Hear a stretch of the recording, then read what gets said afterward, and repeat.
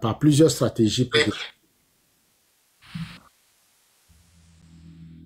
Alors, je termine donc par ce dernier volet. Ce qu'il faut savoir, c'est que regardez un croquis, un schéma.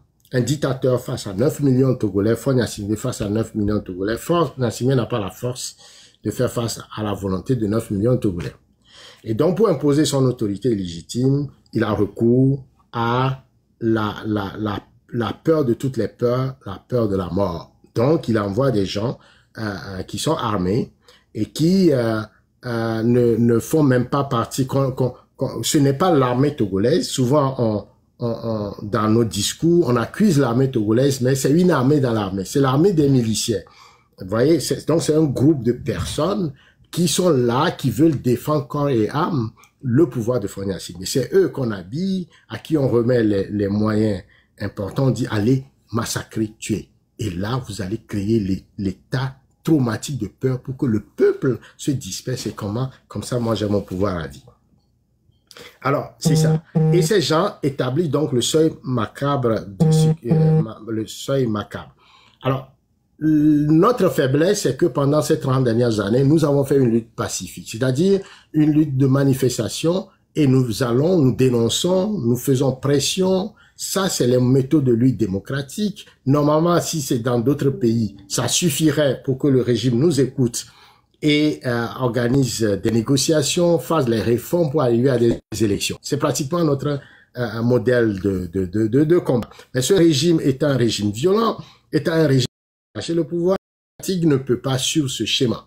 Sinon, il perd le pouvoir. Donc, il fait preuve, n'est-ce pas, d'autisme face à ces revendications. Nous avons fait pratiquement 29 accords et ces accords n'ont jamais été respectés.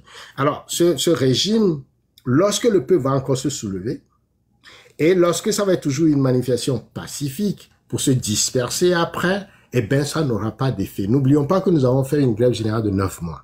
On n'a pas atteint nos résultats. Nous avons fait toutes les mobilisations possibles. 1 million à Lomé en 2018. Ça n'a pas atteint l'effet parce que nous ne sommes pas passés à la prochaine étape, celle de la confrontation et de la résistance. Et donc, devant cette confrontation, le dictateur, lui, qu'est-ce qu'il va faire? Il va envoyer ses hommes armés pour tuer. C'est ces criminels qui ont toujours bénéficié d'un côté de l'impunité depuis ces 30 dernières années, qui ont toujours bénéficié aussi du fait qu'ils sont dans l'anonymat.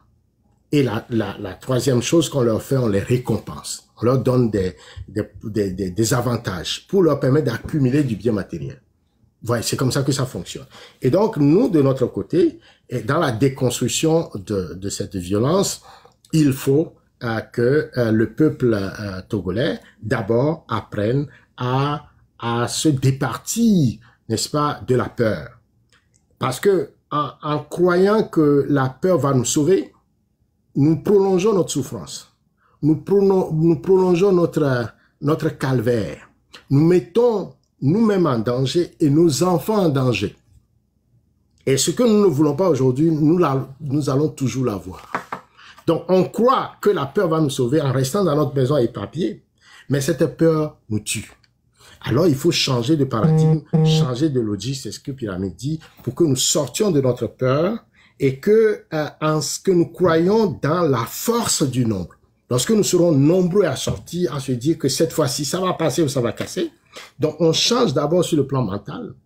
Ensuite, on contrôle les instruments de notre peur parce que quand l'autre viendra avec les éléments de peur, ça ne va plus avoir l'effet sur nous.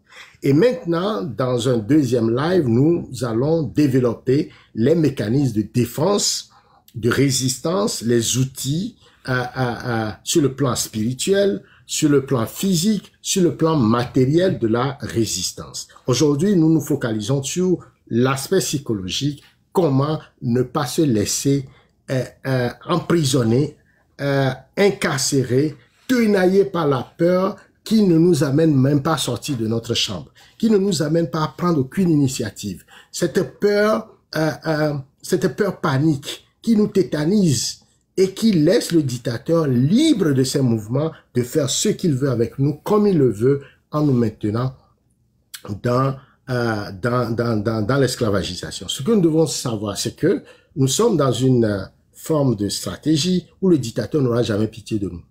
Jamais. la cruauté est la méthode pour lui efficace. Donc, si nous